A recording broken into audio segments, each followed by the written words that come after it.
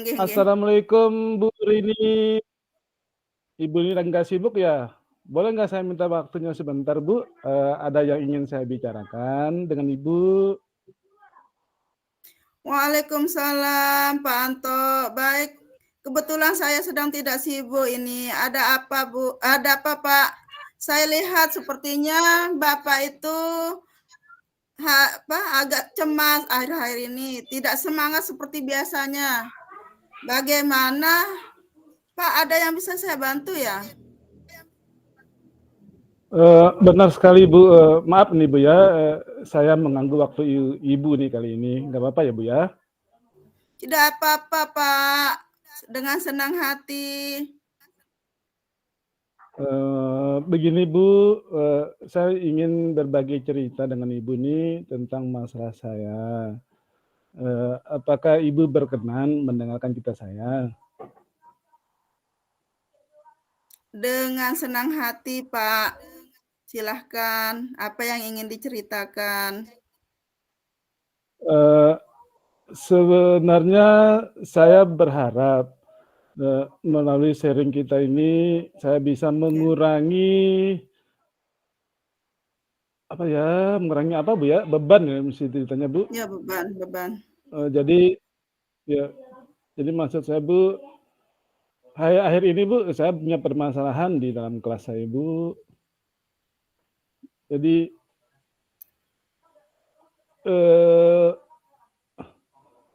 Bu, beberapa murid saya itu mengalami kesulitan Bu memahami pembelajaran dan ada juga yang ya ada yang suka nggak sarapan Bu datang ke sekolahnya. Gimana ya Bu ya? Oh, masalahnya apa Pak? Coba diceritakan apakah apa yang sedang Bapak rasakan? Mungkin saya bisa bantu mencarikan solusinya. Iya Bu, sepertinya ada beberapa penyebab sehingga murid saya itu agak sulit memahami materi pembelajaran yang saya sampaikan Bu. Begitu Bu. Oh, begitu ya Pak. Kalau boleh saya tahu kira-kira apa penyebab beberapa murid Bapak mengalami hal tersebut? Begini Bu, saya sih sudah mengadakan diskusi dengan anaknya, dengan teman-temannya juga. Penyebab mereka tidak fokus itu utamanya karena pertama itu tidak pernah sarapan di rumah. Dan salah satu anak itu juga saya amati tidak minat dalam belajarnya Bu. Karena di kelas anak ini maunya cari perhatian saja Bu. Karena aman yang masih lambat, ada keterlambatan pemahaman dalam daya serapnya juga kurang Bu. Jadi itu yang membuat anak-anak tersebut sulit memahami materi pembelajaran saya Bu. Berarti ada beberapa faktor tadi ya yang menyebabkan murid-murid Bapak memungkinkan terjadi penyebab tersebut. Kira-kira faktor yang paling menyebabkan murid-murid Bapak tidak memahami pelajaran atau materi yang Bapak sampaikan itu apa ya? Berdasarkan apa yang saya telusuri Bu, ada pernah dikasih sarapan sama orang tuanya Bu. Terus yang berikutnya ada anak-anak yang memang daya serapnya sangat kurang sekali. Dia selalu juga mencari-cari perhatian di dalam kelas, sehingga itu anak-anak itu membuat saya itu agak kesulitan memahami materi pembelajaran. Begitu ya Pak. Berarti ada murid Bapak yang tidak sarapan dan ada juga yang memang daya sarapnya masih lambat ya. Jadi sebenarnya benar, Bu. Seberapa besar sih Bapak harapan Bapak Anto terhadap murid Bapak dalam menerima pembelajaran yang Bapak sampaikan? Harapan saya sebenarnya Bu, setidaknya murid-murid saya itu setelah menerapkan pembelajaran yang saya sampaikan, anak-anak tersebut paham dan dengan menjawab pertanyaan-pertanyaan saya dan fokus Bu, dan tidak hanya seperti dia melamun, dan satunya hanya mencari perhatian saja ketika ditanya, dan jika ditanya hanya menggeleng dan diam-diam gitu Bu, harusnya Bu. Oh iya, paling tidak murid-murid Bapak memberikan respon yang baik atau positif ya Pak ya, terhadap pembelajaran.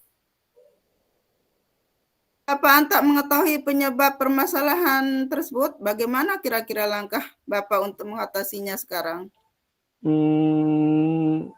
Ya Bu, terpikir memang oleh saya ada beberapa hal yang harus saya lakukan. Mungkin yang pertama yang harus saya lakukan terhadap murid saya itu yang tidak sarapan ya Bu, saya harus mengingatkan bahwa sarapan itu penting dilakukan dan menginformasikan kepada orang tuanya agar orang tua memberikan sarapan di rumah setiap pagi. Sementara untuk anak yang suka mencari perhatian dan memiliki keterlambatan yang menyebabkan minat belajarnya berkurang misalnya, saya berencana memberikan perhatian dan bimbingan yang lebih Bu, dari teman-teman yang lain dan lebih berpihak pada murid. Itu rencana yang sangat luar biasa bagus menurut saya. Menurut Bapak, perhatian dan bimbingan yang seperti apa yang akan Bapak berikan?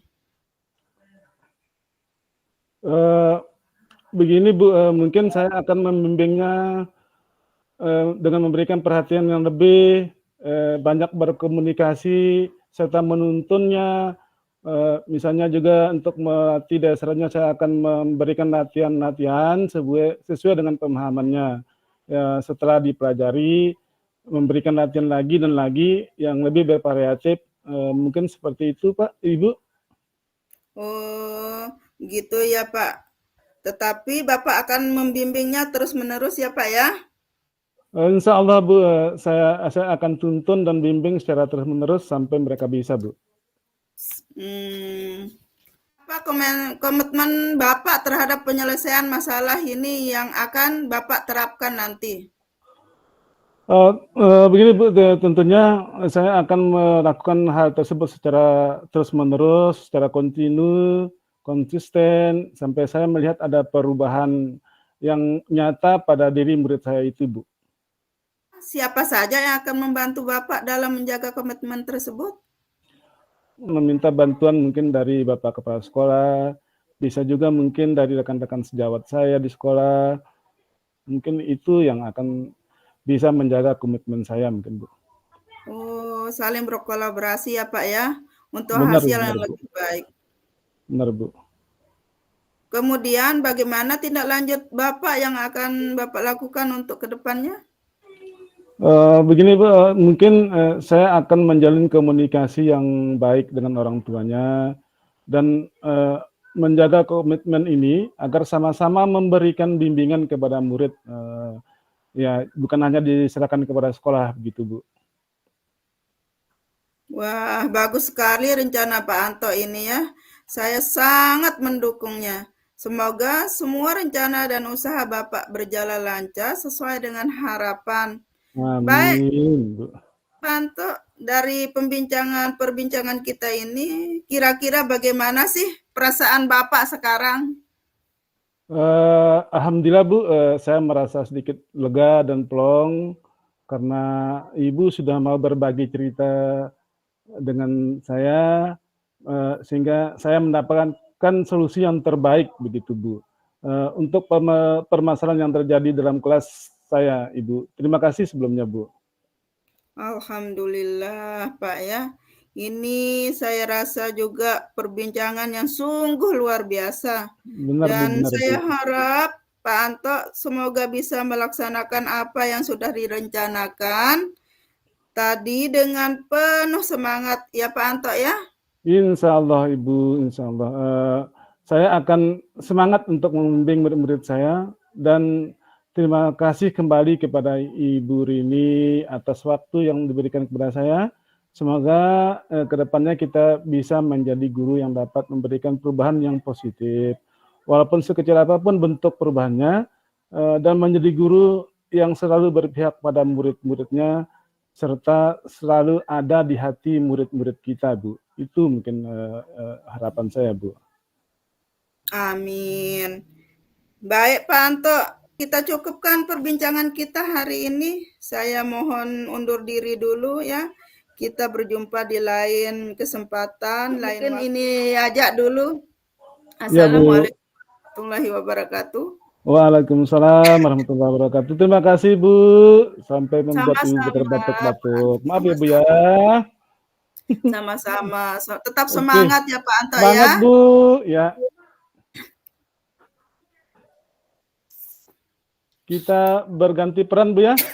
Iya. Kasus kedua kita tentang kasus saya. Ibu mungkin Ibu perlu persiapan. Sudah, lanjut saja. Luar biasa. Luar biasa Ibu Sati. Sekarang saya jadi coachnya ya Pak Anto ya. Iya benar, saya jadi coachnya. Ya, permisi minum aja dulu. Silakan Bu. Selamat sore Pak Anto.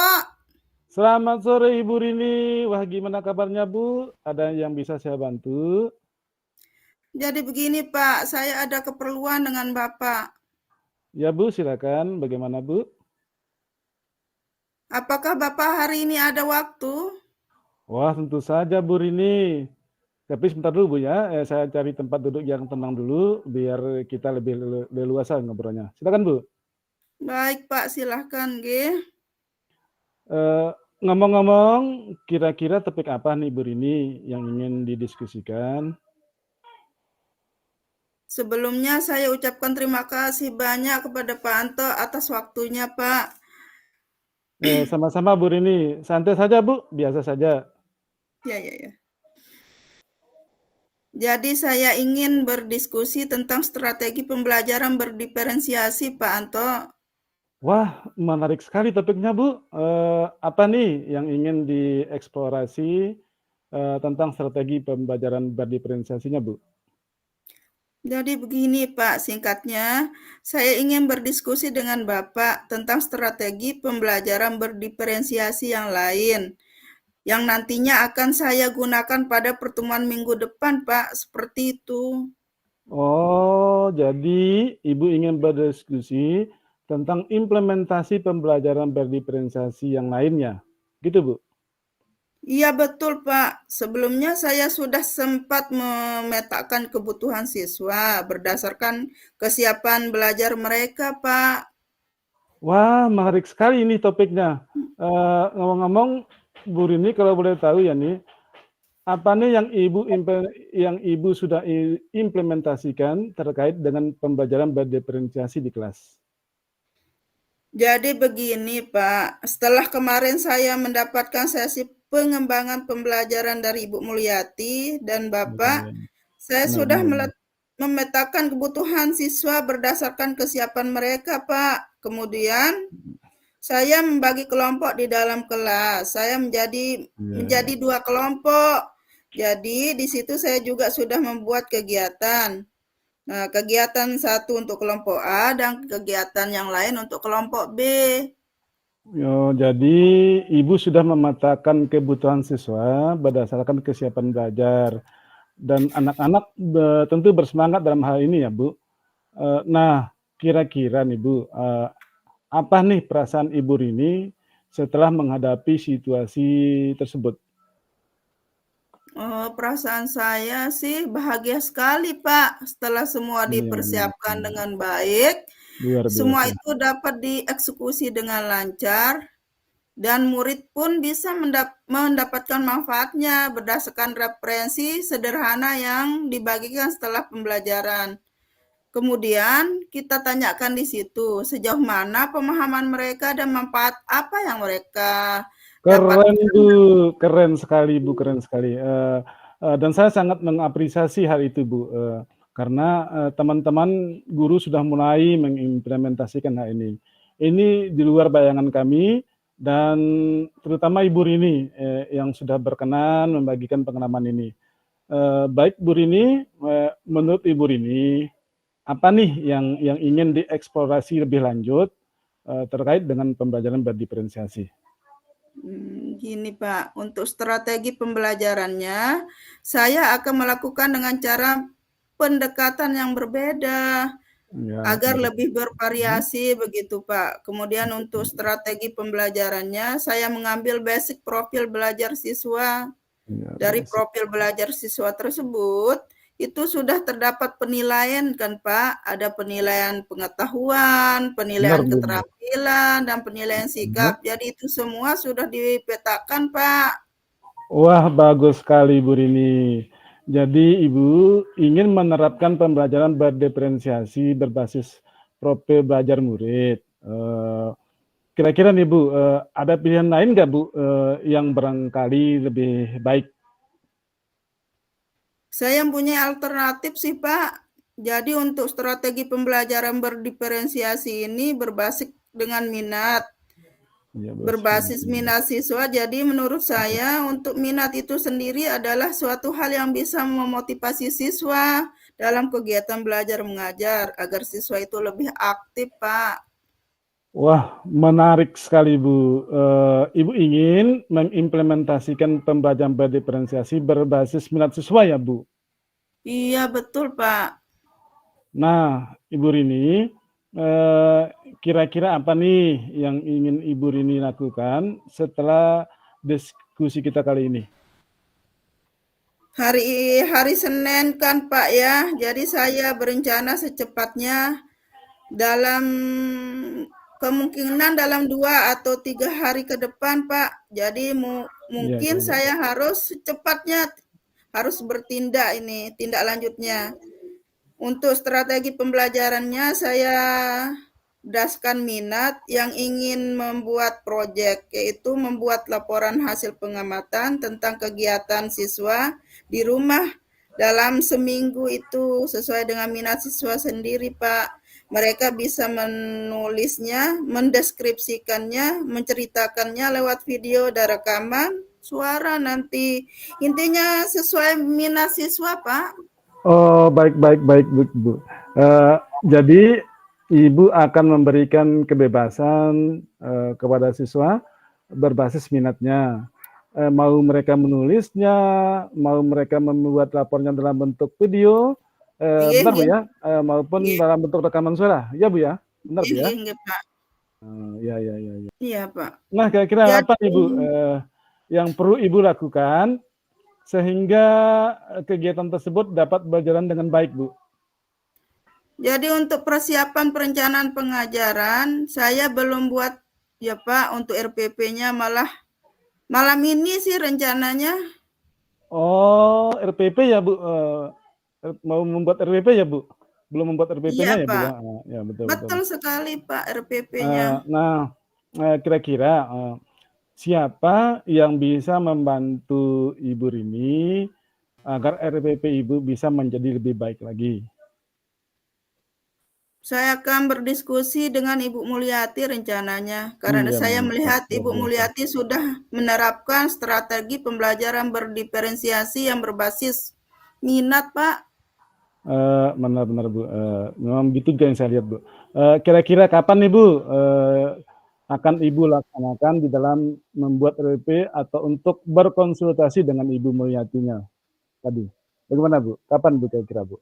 Pokoknya malam ini akan saya buat RPP-nya Pak. Terus besoknya akan saya diskusikan dengan Ibu Mulyati Pak. Luar biasa semangat Ibu nih. Baik Bu Rini, kita review sebentar ya Bu hasil dari diskusi kita kali ini. Nah, menurut Ibu Rini, apa yang Ibu Rini dapatkan dari sesi diskusi kita kali ini Bu? Bisa direview Bu? Oke, terima kasih Pak atas waktu yang Bapak luangkan untuk diskusi hari ini. Saya merasa jalan keluarnya lebih jelas sekarang Pak, dan saya jadi lebih bersemangat untuk menjalankan kegiatan ini.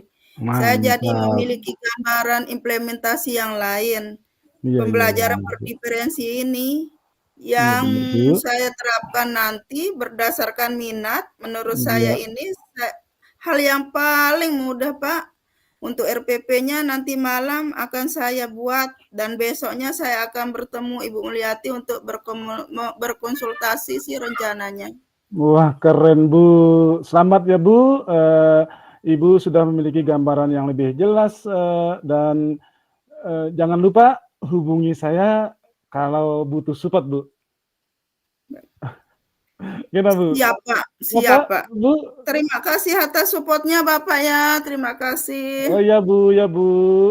Kebetulan, Bu, saya sudah mau masuk waktu isya nih, Bu.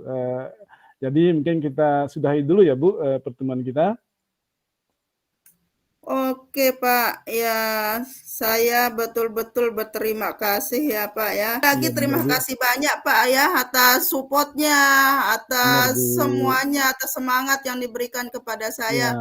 Terima kasih banyak ya, Pak Anto ya. Sama-sama, Bu. Kita sama-sama belajar. Saya belajar dari Ibu dengan kita berbagi, kita mungkin bisa meringankan beban kita, Bu. Terima kasih, Bu. Mungkin begitu saja, Bu ya. Assalamualaikum warahmatullahi wabarakatuh. Waalaikumsalam warahmatullahi wabarakatuh, Pak Anto. Tek, Pak, habis. Luar biasa. Ulang, Bu, yang pertama, Bu. Berarti kita ulang. Assalamualaikum warahmatullahi wabarakatuh. Ini pertanyaannya. Waalaikumsalam warahmatullahi wabarakatuh. Jadi di sini apa yang sudah berjalan dengan baik selama percakapan? Selama praktik tadi, praktik jadi coach dengan coach ya. Berapa aspek sudah berjalan sesuai dengan alur tirta, sudah berjalan dengan baik, melibatkan permasalahan konsep coaching dalam pendidikan sudah ada kan? Jadi keterampilan komunikasi dua arah yang sudah berkembang dengan menyenangkan, luar biasa, menyenangkan ya. Terus kemampuan menyampaikan ide secara efektif sudah terasa walaupun belum maksimal menurut saya ya. Terus tetap masih harus masih harus belajar. Terus masih terasa kaku aja sih sebenarnya walaupun sudah baik, masih terasa kaku karena belum terbiasa mungkin begitu untuk yang sudah berjalan dengan baik. Untuk yang nomor 2, apa yang masih yang perlu diperbaiki atau ditingkatkan saat berperan sebagai coach tadi ya, sebagai coach ya, ada beberapa keterbatasan dalam pemahaman diri di sana untuk tidak ikut curhat kan. Sebenarnya kalau coach itu kan hanya mendengarkan, jadi itu yang harus kita tahan untuk tidak ikut curhat, terus menceritakan pengalaman sendiri. Selain itu juga coach harus menguasai konsep dalam menyiapkan daftar pertanyaan yang sesuai dengan alur tirtanya dan untuk dan akan ditangkap oleh coachnya kan, oleh coachnya. Itu yang sudah baik tapi harus ditingkatkan menurut saya. Harus menahan diri lah untuk tidak ikut curhat gitu. Dan tidak meminta solusi tapi memberikan solusi begitu ya. Terus untuk yang nomor 3 ya. Nomor 3 apa tugaannya di sini? Apa yang Bapak Ibu lakukan untuk tetap dalam kondisi present atau kehadiran penuh di sini? Untuk tetap hadir sebelum dan saat coaching, akan dijaga kesehatan di sini mungkin untuk tetap hadir sebelum dan saat coaching ya, akan kita jaga kesehatan mental dan fisik menurut saya agar bisa lebih fokus lagi. Tentunya kesehatan sangat penting. Membatasi diri dari hal yang akan mengganggu fokus dan konsentrasi. Ini sebagai coach, mempersiapkan daftar pertanyaan sebagai coach, terus serta mengatur waktu dengan baik walaupun belum efektif mungkin tadi ya. Sebagai coach harus mendengarkan apa yang disampaikan oleh coachnya dengan fokus, dan tentunya ya harus lebih fokus lagi, tidak ketergantungan sama teks. Iya, harus terbiasa lebih fokus lagi menurut saya. Untuk yang nomor 4 di sini, apa yang akan Bapak Ibu lakukan untuk memperbaiki atau meningkatkannya? Tentunya melihat kembali video kita yang nantinya untuk meningkatkan untuk video kita yang ini, apa yang masih kurang di LMS setelah kita dikasih lagi video kita ini, apa yang masih kurang itu yang kita tingkatkan dalam dunia nyatanya nanti dalam implementasinya. Terus membuat catatan dalam pertanyaan sesuai dengan alur tirta yang lebih cepat ditangkap atau lebih cepat memahami oleh coachnya. Terus apa lagi ya? Apa yang harus Bapak lakukan untuk dan lebih banyak latihan lagi. Ya. Mantap. Menurut saya lebih banyak latihan lagi. Terus untuk umpan baliknya dari ini untuk pertanyaan untuk coach, apa yang Anda rasakan pada saat di coaching ya? Saat di coaching dan di coach dan saya berperan sebagai coach kan, saya merasa awalnya ya bagaimana ya, masih kaku seperti tadi. Tapi setelah berjalan dengan lancar, berjalan setelah awalnya aja yang masih kaku, setelahan terasa santai sih. Setelah berjalan sebagai coach ya, dia sebagai coach santai, mengalir begitu saja apa yang ingin saya sampaikan kepada coachnya. Awalnya aja merasa canggung, merasa tegang mungkin, tapi setelah berjalan merasa santai, plong begitu. Mungkin itu saja umpan baliknya dari saya. Terima kasih. Assalamualaikum warahmatullahi wabarakatuh. Waalaikumsalam warahmatullahi wabarakatuh. Terima kasih Bu Rini. Bu Rini atau Bu Rini nih? Bu Rini Pak, Bu Rini ya. Memang susah dibedakan ya Pak Basir ya. Iya, nggak ada tulisannya sama Pak Superman Sudianto. Pak, terima kasih banyak. Bapak dan Ibu sudah melakukan refleksi. Kira-kira peningkatan kompetensi apa nih, keterampilan apa ya, coaching apa yang Bapak dan Ibu merasa sudah meningkat saat dibandingkan nih antara saat latihan kemarin dengan sekarang praktik sekarang ini? Singkat, barang 1 menit 2 menit Pak Anton. Nah, saya yang pertama Pak, untuk melakukan coaching, untuk menjadi seorang coach yang pertama itu memang kemampuan mendalami materi Pak, itu pertama. Coach menyampaikan saran-saran, kita bisa memberikan penguatan tapi bukan menggurui Pak. Yang pertama bukan menggurui tapi hanya memberikan penguatan. Untuk mengingatkan juga coach itu kita juga penting juga membuat rangkuman. Artinya ketika kita membuat pertanyaan berbobot lagi berdasarkan apa yang diucapkan oleh coachnya. Saya tidak melebar ke. Terus yang kedua, dia harus percaya diri.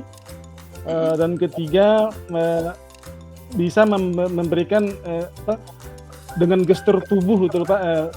Gestur tubuh buat kita ada pendengar yang baik. Buat kita ada pendengar yang baik. Apalagi kita bisa menerapkan mendengar dengan rasa, Pak. Bisa reset, bisa aks, bisa appreciate, dan bisa summarise, Pak. Itu akan lebih membuat kita bisa saling menghargai dan bukan saling mengajari. Mungkin itu Pak dari saya Pak. Terima kasih Pak. Assalamualaikum warahmatullahi wabarakatuh. Waalaikumsalam warahmatullahi wabarakatuh. Terima kasih, silakan Bu. Ibu Rini silakan, mungkin ada pernyataan akhir malam ini maksudnya Bu, bukan yang terakhir Bu, malam ini saja Bu, bukan yang terakhir. Malam terakhir. Apa tadi ya? Untuk apa yang peningkatannya? Ya benar Bu. Jadi setelah kegiatan tadi dari latihan dan setelah praktik yang tadi itu peningkatannya menurut saya ya sudah semuanya berjalan dengan baik sesuai dengan apa yang kita sesuai dengan persiapan kita itu untuk peningkatannya, dan tidak seperti pas latihan itu masih terasa benar-benar kaku di sana Pak, karena kita baru kan. Kalau ini kan karena sudah latihan tadinya sudah alhamdulillah sudah terasa lebih baik dari yang kemarin menurut saya. Benar-benar mempersiapkan diri di sini untuk sesuai dengan alur tirtanya, benar-benar harus menjadi pendengar yang baik dan sesuai dengan rasa juga. Di sini harus benar-benar kita mempersiapkan diri. Itu saja mungkin Bapak. Terima kasih. Terima kasih Bapak dan Ibu. Alhamdulillah kompetensi inti dari 8 itu ada 3 kompetensi Bapak dan Ibu berkaitan dengan coaching ini. Alhamdulillah Bapak dan Ibu sudah mengalami peningkatan. Yang kemarin masih ya latihannya itu 1 jam. Sekarang praktiknya hanya 15 menit aja. Alhamdulillah bisa berjalan lebih lancar nggih. Ya, alhamdulillah kompetensi untuk kehadiran kita. Kenapa sih kita harus menghadirkan diri kita secara penuh, Bu? Kita menghargai orang lain. Kalau kita hanya iya ngangguk saja, sudah berarti kalau umpamanya beda kan, kalau ada lawan bicara kita terus kita itu palingkan muka saja, kan akan berbeda rasanya di dalam gitu. Berikutnya kita dengan mendengarkan itu kehadiran kita secara penuh, kemudian kita mendengarkan secara ini, kita sambil mencatat hal-hal yang penting, kemudian kita menanyakan kembali, kita cross check kembali, benarkah benarkah apa yang itu. Kalau umpamanya nih dalam praktek nyata nanti coach ini akan banyak cerita Pak, tetapi yang terulang-ulang itulah nanti yang intinya ini toh, permasalahannya ini toh. Kita identifikasi dari beberapa macam itu, kita nanti bisa merangkum, meminta konfirmasi betul enggak ini itu. Kalau ya berikutnya Bapak dan Ibu, memang apa yang diperbolehkan Bapak dan Ibu tadi mendengarkannya dengan aktif, dengan rasa tadi betul. Berikutnya yaitu kemampuan kita untuk mengajukan pertanyaan yang berbobot, yaitu menggali potensi untuk pengembangan diri dari coach Pak. Dengan cara mengajukan pertanyaan berbobot inilah yang tujuan daripada coaching ini adalah kita memberdayakan coach itu. Terima kasih Bapak dan Ibu, selamat beristirahat. Mohon maaf apabila dalam saya membersamai Bapak dan Ibu banyak kekurangan, kekilafannya, semata-mata kesalahan itu dari pribadi saya. Saya mohon maaf. Assalamualaikum warahmatullahi wabarakatuh. Waalaikumsalam warahmatullahi wabarakatuh. Terima kasih Pak. Selamat istirahat malam Pak. Selamat istirahat malam ini Pak. Maaf Pak menyita waktu Bapak lebih dari yang sebenarnya. Iya, mohon maaf Pak Anggi.